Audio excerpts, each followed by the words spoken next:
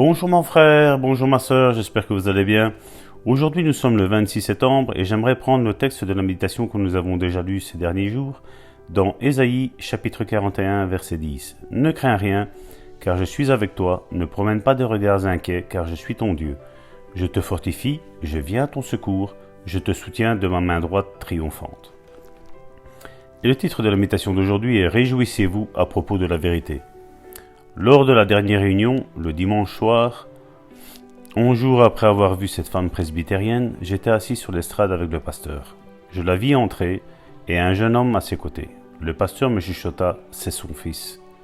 Le pasteur faisait une annonce quand la femme se leva subitement en disant « je ne peux pas attendre, je dois témoigner ». Elle descendit l'allée en courant et m'annonça « voilà mon fils, mon frère Aguin ».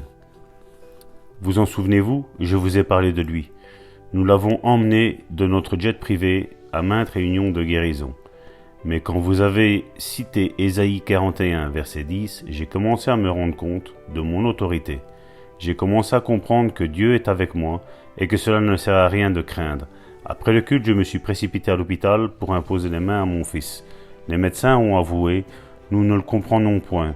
La maladie est en rémission. » N'est-ce pas étrange qu'une maladie incurable soit en rémission tout d'un coup ? Non, c'est tout à fait normal si l'on croit ce que Dieu dit dans la Bible. La femme m'expliqua. Les médecins ont voulu garder mon fils à l'hôpital quelque temps, donc j'ai accepté. Ils ont fait toutes sortes d'examens et chacun s'est avéré négatif, donc ils l'ont laissé partir. Le garçon semblait en parfaite santé. Cette femme annonça « Je me réjouis de la vérité ».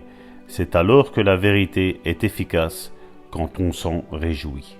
Amen, nous devons nous réjouir de cette vérité incroyable. Dieu souhaite nous fortifier, Dieu souhaite nous guérir. Il n'a jamais changé, il a toujours eu la même pensée à notre égard. Voici une bonne déclaration, mes bien-aimés, que nous allons faire ensemble. J'aime la parole, j'aime la vérité, et je me réjouis de cette vérité. Je saute de joie à propos de la vérité, car je sais qu'elle s'avérera efficace pour moi aussi. Mais bien aimé, ce que Dieu a fait par le passé pour toutes ces personnes, pour tous ces témoignages que nous vous lisons, Dieu est encore le même et fera la même chose pour chacun d'entre vous. Alignez-vous avec la parole de Dieu et ne cessez de croire que vous avez la même autorité qui a été donnée à cette femme pour relever son fils. Elle a simplement cru ce qui lui avait été annoncé et elle l'a mis en pratique. Et la guérison est arrivée. Mais bien aimé, la foi est parfois aussi simple que ça.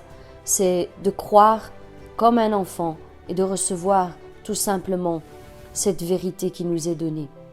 Mais bien aimé, je vous souhaite encore une excellente journée dans les bras du Père. Que Dieu vous bénisse puissamment encore en ce nouveau jour et qu'il fasse de vous des témoins puissants entre ses mains. Quant à nous, nous nous retrouvons demain pour une nouvelle méditation. Soyez bénis.